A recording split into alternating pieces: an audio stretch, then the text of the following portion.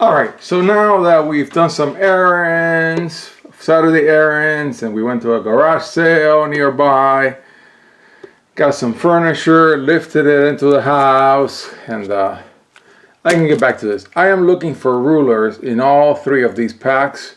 I'm looking for Crimson Girl here. I'm looking for another Lumia. Even though I already have one that I can pull from my book, I wouldn't mind pulling another one. And a Gil Al-Hamad. I know this is kind of like a silly thing to do, but these are the three hottest packs in this 12 set range that I've been building a megacube for. And in this particular video, I'm gonna crack, what is it?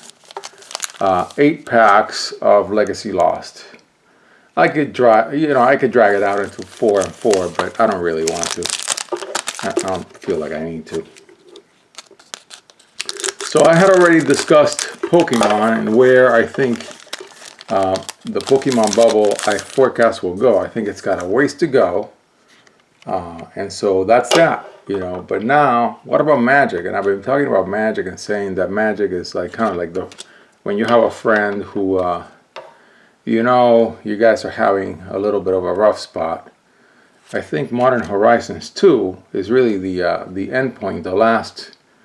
Beautiful card, the last straw, if you will, of something that's been going on for a while in Magic, which is these overpriced reprint sets that began with Modern Masters way back when. So it's really a trend that actually has been going on for as long as there has been Force of Will, incredibly enough. And it's kind of interesting that we're cracking packs from the era of Pokemon when, from the era of Force of Will, when Magic began down the path, a path that I believe is really not good for the game at all. Oh, look at that. Beautiful pool. Awesome pool. And so I believe that in the minds of casuals who are really the lifeblood of Wizards, even though apparently their overlords don't even know that, I think those Hasbro overlords are about to find out where their paycheck really comes from. I think those Hasbro overlords have been told or believe that their wages are paid by the whales who go and buy 10 booster boxes, 10 collector's booster boxes of Modern Horizons 2. So they're out whale hunting with their harpoons, Lightning Helix, and they're saying, man, we're catching like all these big blue whales. Let's catch more. Let's continue to make set after set after set where the sky is the limit. Let's have a $100 pack. Let's go for a $1,000 pack. Yep, that's a foil. Very nice. But what happens is casuals are the ones, you know, the minnows. I'm definitely a minnow. The minnows are the ones that keep the game going. They're the real ambassadors to the game. I should say we. I shouldn't say they. People like me have been the lifeblood of Magic because we buy pack after pack after pack, all kinds of products, go into a Target. If they're getting rid of packs at like $2.50, $3 a pack, we buy them. You know, I've cracked them in this channel. Fall in love with sets like all the Ravnica sets, Ravnica 2, Ravnica 3, crack a boatload of those. Dominaria, cracked a boatload of Dominaria, War of the Spark, and I'll probably crack some more. And for those packs, I'm willing to even to pay $4 or $5 a pack because it adds to an experience that's already been building up. I really want to build this deck, the Inheritance deck. I just need sleeves, man. Beautiful. And another beautiful foil. Yeah. And so I believe that these folks at Wizards and Hasbro who don't know where their paycheck really comes from, in the next year or two will unfortunately find out. Now, how that will manifest itself, I don't really know. And frankly, oh, I know what's coming next. Yeah, always. So something happens in a game when it really goes south or experiences a very serious downturn. What does that downturn look like? It looks like the sound of silence. What does that mean? It means people like me have already spent years complaining, talking in Reddit, and I have a little blog saying, hey, I don't like this, I don't like this, I don't like this, year after year after year. I mean, I love Modern. I was going to really get into it. Couldn't because of the fetches and the staples. Oh, wow, look at that. This is the second Valentina that I have pulled. Now I have 3. Yeah, wow, this is a nice card. It's the regular one. So now in this playlist, I have pulled the regular one and the full art version, both of them. That's a really nice pull. I mean, I really want to pull another Lumia, but this is nothing to laugh at or mock. This is a great card and a build that I already even attempted in the playlist and want to get serious about at some point. So what does that failure look like? It begins with total silence. Okay, it begins with people walking out on the game or taking the game down like I have to a single fab pack per new game per new set, and then it really ends with a serious walkout of players. Now I'm not forecasting it. I don't want it to happen in Magic. Maybe I'm wrong. I can be wrong. It doesn't feel like that.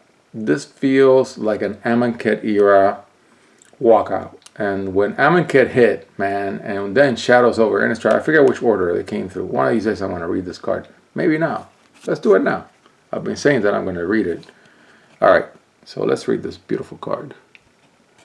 Put a 100/100 Fire Bomb Resonator token with, at the beginning of your turn, banish this card. If you do, it deals 1,000 damage to your opponent and each J Resonator your opponent controls into your field at the beginning of your turn. So it just sits there and it's going to whack your opponent the next turn. It's a 2-drop and it's a chant. So that Resonator is kind of like, it's a firebomb. Now with Awakening, you play 3 more. That token gains at the end of your turn, banish this card. If you do it, yeah, so you can do it at the beginning of your turn, which means the next turn, or now at the end of this turn. So the extra 3 stones is all about timing. Very nice card. Really nice card. Okay, so that's what we have for the other uncommon. And then we have a rare. And we have a secret rare. Beautiful card. Look at that.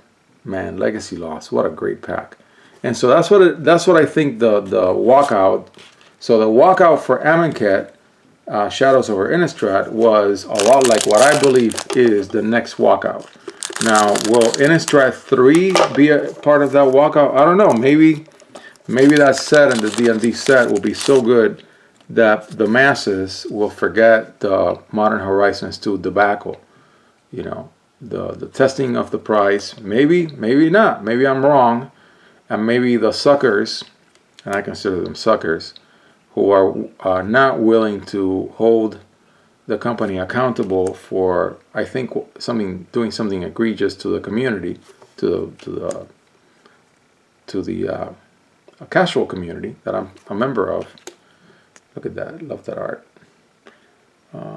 Yeah, I think continuing to reward a company for doing something wrong for the community that they need to survive. Okay, they need that more than we do because they have jobs that this game depends on. We can just walk out on the game and play Minecraft, you know, or crack cheap Force of Will packs like I'm doing right now.